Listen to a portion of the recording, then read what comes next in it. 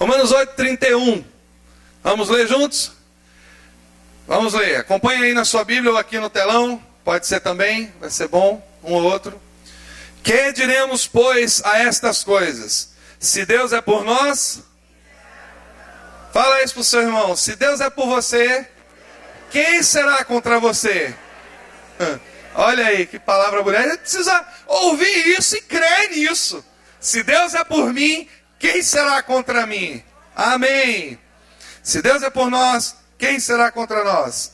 Aí ele vai dizer o seguinte: aquele, está falando de Deus, que nem mesmo a seu próprio filho poupou, antes o entregou por todos nós, como nos não dará também com ele todas as coisas? Quem tentará acusação contra os escolhidos de Deus? É Deus quem os justifica. Quem os condenará? Pois é Cristo quem morreu, ou antes quem ressuscitou dentre os mortos, o qual está à direita de Deus e também intercede por nós. Quem nos separará do amor de Cristo? A tribulação, a angústia, ou a perseguição, a fome, a nudez, ou o perigo, ou a espada, como está escrito: por amor de ti somos entregues à morte todo o dia. Fomos reputados como ovelhas para o matadouro, mas em todas essas coisas somos, diga, somos mais do que vencedores, por aqueles que nos amou. Por aquele que nos amou. Porque a gente fica citando às vezes o versículo fora do contexto, né? Então, porque eu sou mais do que vencedor. Sim, mas em que você é mais do que vencedor? O versículo tem um contexto, né? Porque eu estou certo de que nem a morte, nem a vida, nem os anjos, nem os principados, nem as potestades, nem o presente, nem o porvir, nem a altura, nem a profundidade, nem alguma outra criatura nos poderá separar do amor de Deus, que está em Cristo Jesus, nosso Senhor. Amém. Amém. Amém. Queria só ler um outro texto também. Eu queria compartilhar com vocês. Está um pouquinho aqui. E sabemos que todas essas coisas, versículo 28, contribuem juntamente para o bem daqueles que amam a Deus, daqueles que são chamados por seu decreto. Porque os que dantes conheceu, também os predestinou para serem conformes à imagem de seu Filho, a fim de que ele seja o primogênito entre muitos irmãos. E aos que predestinou, a esse também chamou. E aos que chamou, a esse também justificou. E aos que justificou, a esse também glorificou. Amém. Amém. Feche os teus olhos. Em nome de Jesus. Vamos orar? Amém. Aleluia. Vamos orar. Pai querido, obrigado, Senhor, pela tua misericórdia sobre nós, sobre a nossa casa. Fala ao nosso coração e derrama sobre nós alegria e paz por meio da tua palavra. Conserta o que precisa ser consertado nessa noite. Quebra o que precisa ser quebrado nessa noite. Mas em nome de Jesus, mais do que tudo isso, que uma ou outra coisa possa trazer edificação para nós. Em nome de Jesus. Amém. Amém.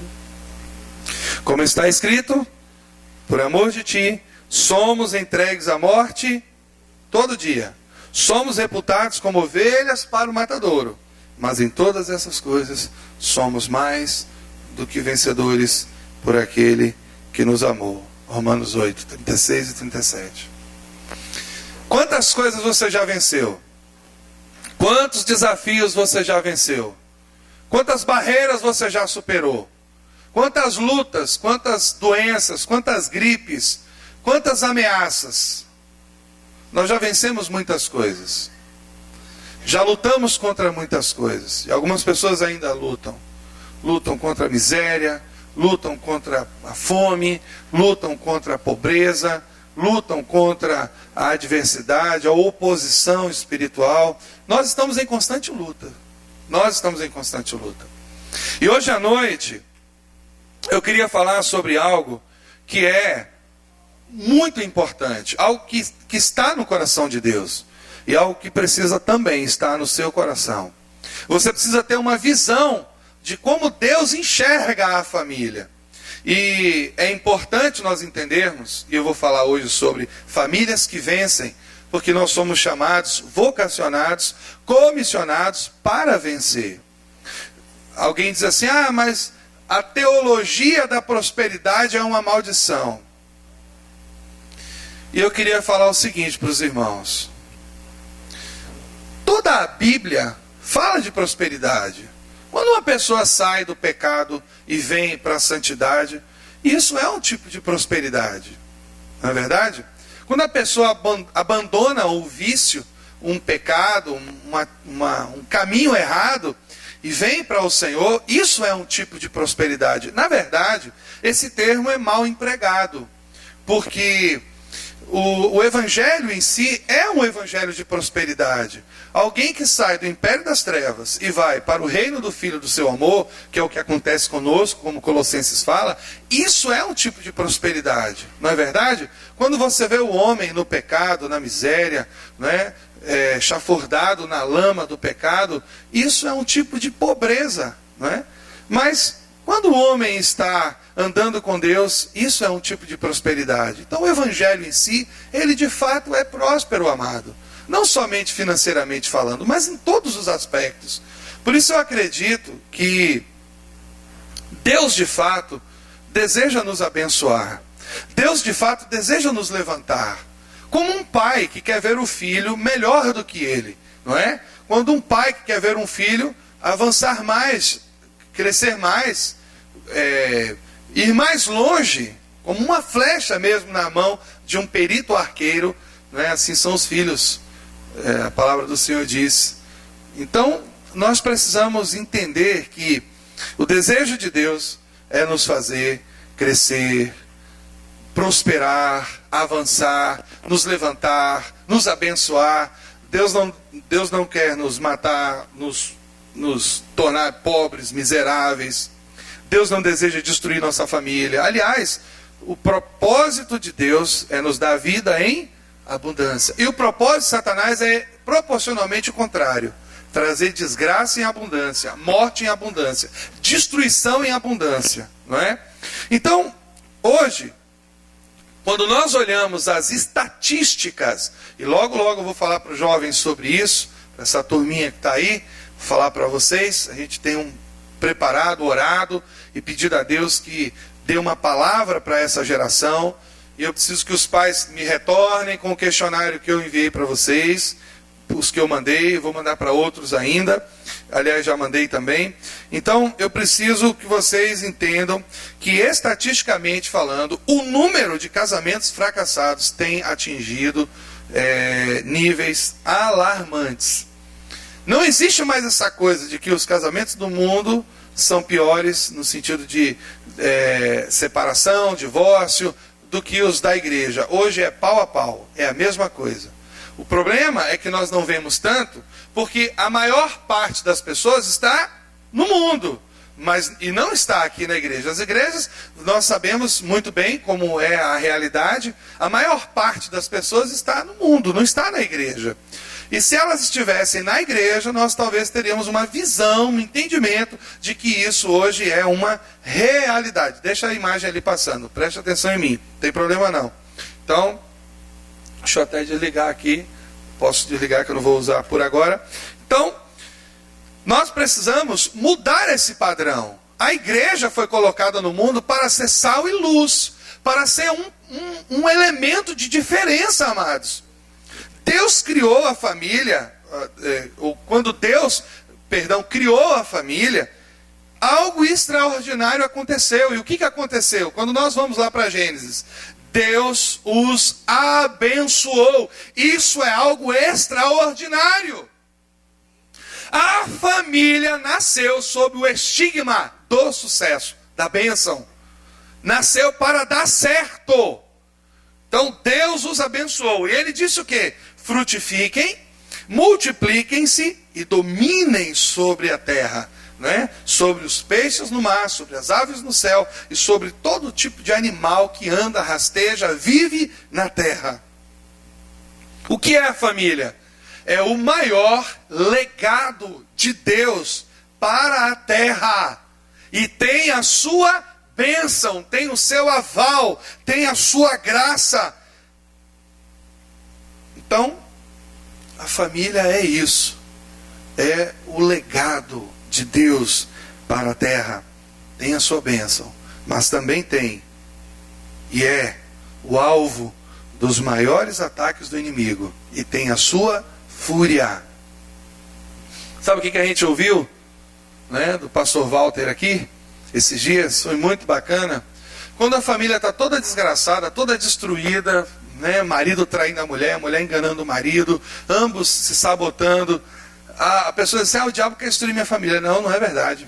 Walter disse, não é verdade. O diabo quer que essa família continue existindo. Por quê? Porque ela é uma expressão do projeto dele. Se ela já está toda arrebentada, destruída, por que o diabo quer separar? Não, ele quer que esse casal viva junto nesse padrão de destruição, de engano, de mentira, de acusação, de ataque, de agressão, de violência, de tudo que você puder imaginar. Porque ele é uma expressão do reino dele. O que o diabo quer é destruir uma família que o marido ama a esposa, que a esposa é submissa ao marido, que o marido sabe cuidar bem dos filhos, sabe cuidar bem, sabe tratar bem a esposa, sabe? A esposa sabe, né, cuidar bem do seu marido. Essa família é alvo do desejo de Satanás em destruir. Essa sim. Walter falou isso aqui semana retrasada, passada, se não me engano, retrasada para nós. Então, diferentemente do que muitos pensam, imaginam, eu acredito que nós vamos superar essa crise violenta, forte, de identidade que a família vem atravessando ao longo desses últimos anos. É preciso saber que a família, como tudo aquilo que tem valor, que tem importância para nós, e eu diria, amados, que nossa família, preste muita atenção nisso que eu vou te falar, é o aspecto mais importante do projeto de Deus para a vida humana. E portanto, ela precisa receber os nossos maiores e mais significativos investimentos. Aquilo que a gente possui de melhor. Se sua família não recebe o seu investimento, vai ficar faltando algo. Se você não investe na sua família, na sua casa, se você não investe, não é, tempo, energia e dinheiro na sua família, algumas coisas vão dar errado. É preciso saber também outra coisa, que a gente está vendo agora, o mundo está tendo um movimento do mundo contra a família. Não, o mundo detesta a família. Você precisa saber disso. O mundo detesta a igreja e tudo aquilo que diz respeito a Deus. Qual é a novela da Globo que enaltece Deus? Qual é o filme na televisão, na maioria dos filmes, tirando, não é, Deus não está morto, tirando, né, Quarto de Guerra, né? Quantos filmes foram lançados esse ano que falam sobre morte, sobre Guerra nas Estrelas, sobre ET, sobre monstros, sobre terror, sobre morte, assassinato, milhares, não é? Então, é só você observar as programações. Deus não está ali, amados. Sim, nesses casos, Deus está morto. Na novela da Globo, Deus está morto. Ele não está ali. Não existe Deus. Não existe Deus nos programas de humor, não é? Não é verdade? Não existe Deus. Não existe nada disso. Não existe. Deus não faz parte da programação do mundo. O mundo não conta com Deus. O mundo não fala de Deus. O mundo detesta Deus. Detesta tanto que há 2000 anos atrás matou o filho dele. Sim ou não? Tudo que o mundo faz tem por natureza excluir esses três aspectos da vida da terra, na terra: família, igreja e Deus. Você precisa ter sabedoria e entendimento a respeito disso. Tudo o que o mundo faz visa excluir a família, a igreja e Deus. Qual é a novela da Globo, eu volto a repetir, ou do SBT, de qualquer uma dessas aí, que fala bem da igreja. Quando aparece lá a irmãzinha, é sempre uma irmãzinha descarada, está na igreja e depois vai estar com homens. Quando aparece um pastor, é sempre um pilantra, um picareta. Quando aparece um padre, é sempre um pinguço, né? Até da religião deles mesmos, eles zombam. É ou não é verdade? Essa é a verdade. Então, a minha pergunta é: como nós podemos lutar e vencer? Eu sei que você como família quer vencer. Eu sei que você quer ver seus pais vencerem. Eu sei que você como jovem quer vencer. Amém? Você quer vencer. Eu sei que você como homem, como mulher, vocês desejam vencer esse sistema caído, demoníaco, denominado mundo, que opera contra Deus, a igreja e a família. Como nós podemos fazer isso? Como nós podemos vencer? Na resposta a essa pergunta está a natureza e o propósito da igreja.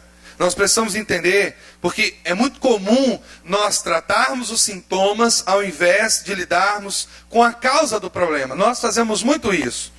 A gente vê esse equívoco na saúde. A pessoa está com febre, né?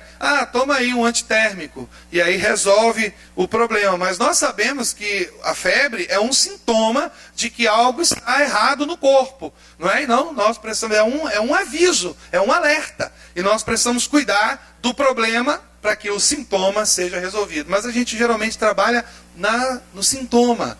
A gente trabalha, né, nos efeitos, não na causa.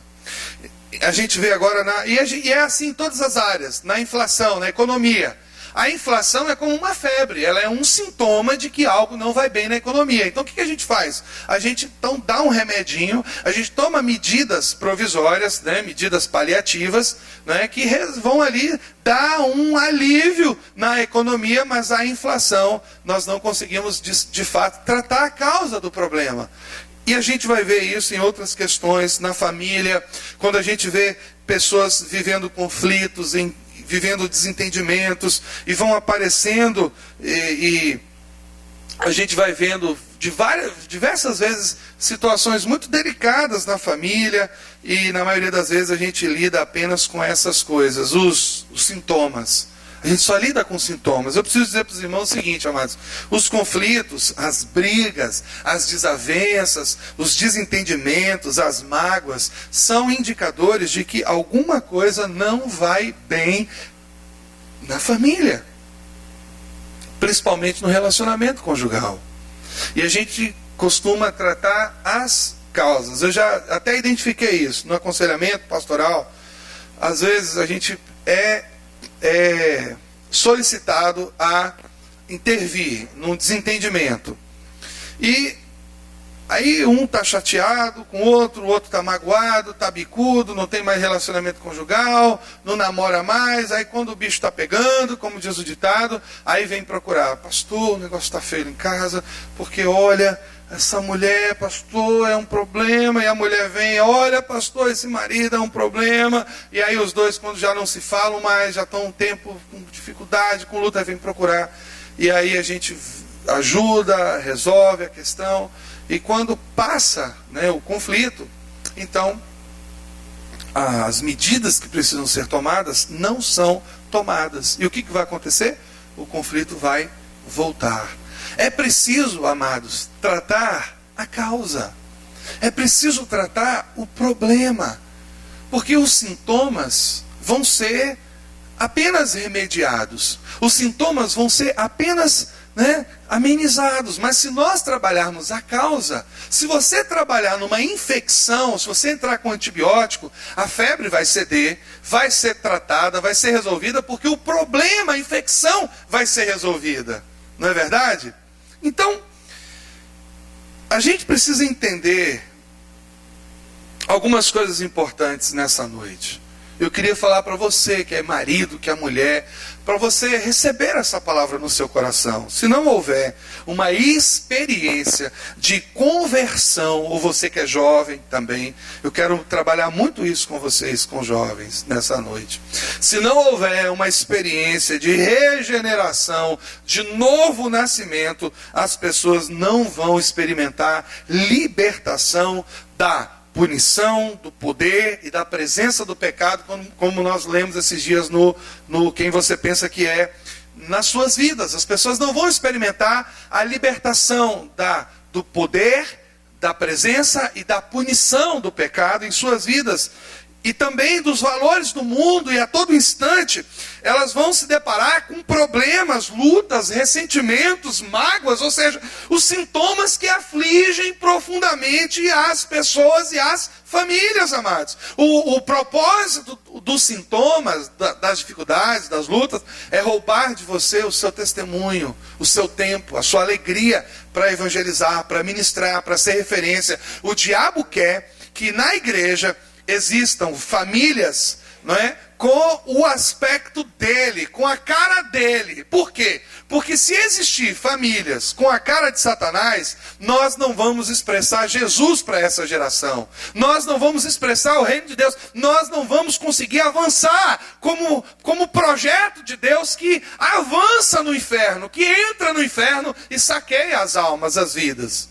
O mundo não precisa de palavras, o mundo precisa de testemunho. Na escola, vocês jovens, vocês precisam ser testemunhos, amados. Vocês precisam ser referências de jovens com caráter cristão, que conheçam a palavra, que conheçam as verdades de Deus, que entendam as verdades de Deus, não aqui no coração, e vivam essas verdades. Jovens, homens e mulheres, precisam entender isso nessa noite. Nós precisamos dar um passo de fé para essa geração, porque nós somos acompanhados, a Bíblia diz, por uma grande nuvem de testemunhas. Você não percebe isso, mas o seu vizinho te observa.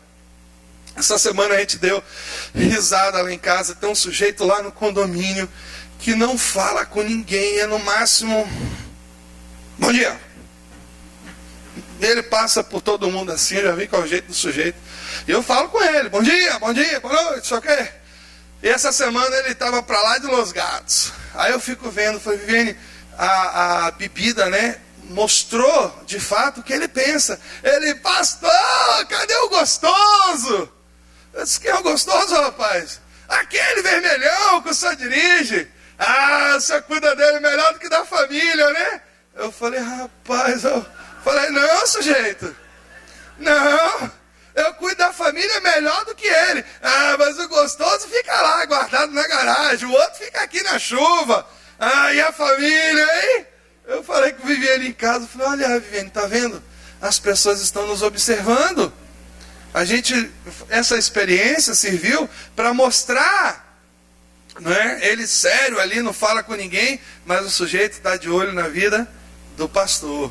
O carro está guardado. Será que ele cuida mais do carro do que da família? Era o que estava dentro dele. Eu estou esperando passar por ele aí, para dar um abraço nele, quando ele estiver sóbrio, dizer, rapaz, eu queria te fazer um convite, para você conhecer como eu cuido da minha família, como eu cuido da minha esposa, das minhas filhas. Eu cuido muito melhor. Isso aqui é uma distração, é para aliviar o estresse. Não tem muito valor para mim. A hora que o Senhor disser assim, venda, dê, eu faço. Não tenho problema nenhum com isso. Não tenho problema. Tudo aqui, amados, vai passar. Qualquer coisa que a gente vê, pega, vai passar. Menos a palavra do Senhor. As pessoas estão olhando para nós. As pessoas estão olhando para você. Estão olhando para o seu testemunho. Estão olhando para a sua vida. Estão olhando para o seu caminhar. Estão olhando para como você anda na faculdade, na escola. Como você se porta, como você fala, o que você pensa. O que você pensa. O que você, tem dentro dessa cacholinha sua aí. É isso. E eu preciso dizer alguma coisa para você nessa noite. Eu não vou demorar muito. Embora a igreja possa desenvolver atividades que promovam a interação, como um arraiá, um jantar de casais, uma coisa desse tipo. Embora a igreja promova atividades que promovam entretenimento, amizade, entre seus membros. Isso é importante. O propósito principal da igreja é levar a mensagem evangélica do arrependimento de obras mortas, como diz Hebreus 6:1. É mostrar que ainda existe uma cruz, como relata Mateus 10:38. É mostrar que o caminho para a vitória, ei, preste atenção, o caminho para a vitória, em todos os aspectos, é o caminho do discipulado, o qual nós somos comissionados por Jesus em Mateus 28:19. Você não vai ser cobrado por Deus porque tocou bonito, porque pregou bonito, porque cantou bonito, porque evangelizou bonito. Você vai ser cobrado por Deus pelos talentos, pelos discípulos, pelas vidas, pelo fruto. Sabe qual é o problema de muitas famílias nos dias de hoje? Sabe por que nós não conseguimos vencer esse emaranhado de problemas que tem feito parte da vida diária, da nossa vida diária atualmente? Sabe por que muita gente tem entrado pelo caminho obscuro do adultério, ou mesmo da separação, do divórcio? E porque também há muita frustração, muita angústia no relacionamento familiar, conjugal no dia de hoje? Porque Cristo ainda não nasceu no coração de muita gente ainda na igreja, destituindo assim esse eu que habita dentro das pessoas e que insiste em ocupar um lugar que não é seu por direito. Nós temos algo, amados, dentro de nós que precisa ser retirado de nós, e a Bíblia chama isso de velha natureza. Esse é o papel da igreja, é o propósito das famílias da igreja. E a gente vai ver isso, que por 3 vezes Jesus disse: porque o Filho do Homem veio salvar o que tinha se perdido. Qual é o propósito da igreja? Salvar perdidos. Ele vai dizer: ele, porém, lhes disse: também é necessário que eu anuncie às outras cidades o evangelho do reino de Deus, porque para isso fui enviado. Lucas 4:43. Qual é o propósito da igreja? Enviar, anunciar o evangelho do reino, anunciar as boas novas. Olha o que 1 João 3:8 diz: quem comete pecado é do diabo, porque o diabo peca desde o princípio. Olha o que ele vai dizer agora: para isso o Filho de Deus se manifestou, para desfazer as obras do diabo. Para que é a igreja? Para que é a igreja? Para desfazer as obras do diabo. A igreja é o corpo de Cristo nessa terra. E o propósito do corpo da igreja não difere da missão do cabeça. Qual é a missão do cabeça? Anunciar, salvar e desfazer as obras do diabo. Onde? Onde é essa tríplice manifestação da graça acontece? Diga: na família. Na família. Na família. Jesus disse aos primeiros líderes da igreja: portanto, ide, fazei discípulos. Em Mateus 16:18, Jesus diz a Pedro, uma das colunas, uma das bases da igreja em Jerusalém, como Paulo fala lá em Gálatas: pois também eu te digo que tu és Pedro, e sobre esta pedra edificarei a minha igreja, e as portas do inferno não prevalecerão contra ela. Em Lucas 10:19 diz assim: eis que vos dou o poder para pisar serpentes e escorpiões e toda a força do inimigo, e nada vos fará dano algum. Como a gente faz isso? Morrendo. Morrendo. Conversão é morte. É morte da velha natureza. Paulo diz em Gálatas 2:20, né? Estou crucificado com Cristo. Vivo não, mas eu. Mas Cristo vive em mim. A vida que antes vivia na carne, viva pela fé no Filho de Deus, que me amou e se entregou por mim. Deus te chamou duas coisas interessantes: para morrer e para viver. Uma conversão é uma morte, é algo difícil. A conversão de um homem e de uma mulher, de um jovem, de uma moça, de um rapaz, é algo difícil. A conversão é morte, é morrer, é crucificar a velha natureza. E se nós não experimentarmos isso, se nós não experimentarmos morte, nós não vamos viver o que Deus planejou para nós. Se um grão de mostarda não cair na terra e não morrer, quando cai na terra não morrer, não vai poder virar aquela árvore bonita que abriga os passarinhos, frondosa. Não vai poder dar fruto. Como nós fazemos isso? Nós precisamos nos lembrar que a nossa vitória sobre o mundo é sempre uma ação subversiva. E não tem outro jeito. Para você vencer, é necessário morrer e nascer de novo. Por isso que o casamento é semelhante a uma conversão. O casamento, eu estava pensando sobre o casamento, meu Deus, o que é o casamento? O que eu poderia comparar ao casamento? Eu pensando, o casamento pode ser comparado a uma conversão. E eu encontrei base disso na palavra, amados. Por que pode ser comparado a uma conversão? Porque ele também é um tipo de morte. Olha o que a palavra diz. São duas pessoas que morrem para si. Olha que projeto tremendo de Deus. Para nascer um novo ser. Deus fala. E Paulo fala. Né? Lá também em Efésios. Porque são dois. Né? Deixará, portanto, o homem, o pai e a mãe. Unir-se-á a sua mulher. E ambos serão o quê? Como pode dois virar um? Você já parou para se perguntar nisso, para pensar sobre isso? O que Deus está falando? Como é que pode? Como é que dois pode virar um? Humanamente falando, fisicamente falando, é impossível. Eu sou eu, ela é ela. Eu tenho os meus defeitos, as minhas dificuldades, minhas virtudes. Ela tem as dela.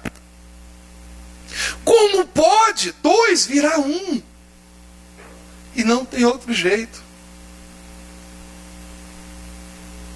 Quando dois morrem, então nasce uma coisa, um projeto de Deus, algo novo.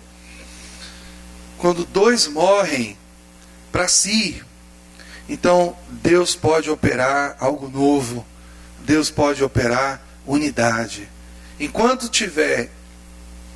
houver individualidade, enquanto houver vida na individualidade, enquanto houver fôlego na individualidade, não vai haver unidade, porque é a morte, é a nossa morte, é a morte do meu eu, é a morte do eu dela, para que nós possamos nascer numa só carne. Dois precisam morrer para o egoísmo, morrer para a vida individualista, morrer para tudo que diz respeito à vida do velho homem, para que um projeto possa nascer, chamado família. É isso, amados. É isso. É isso.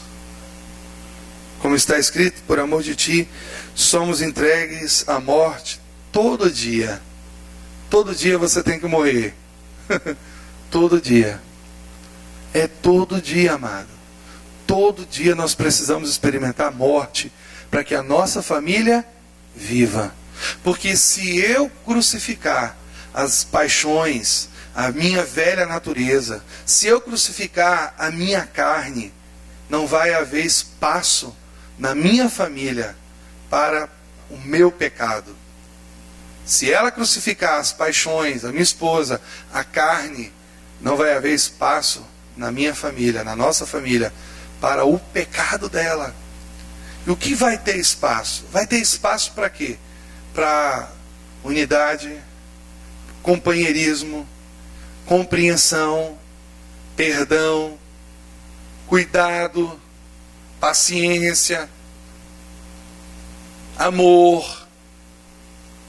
ajuda,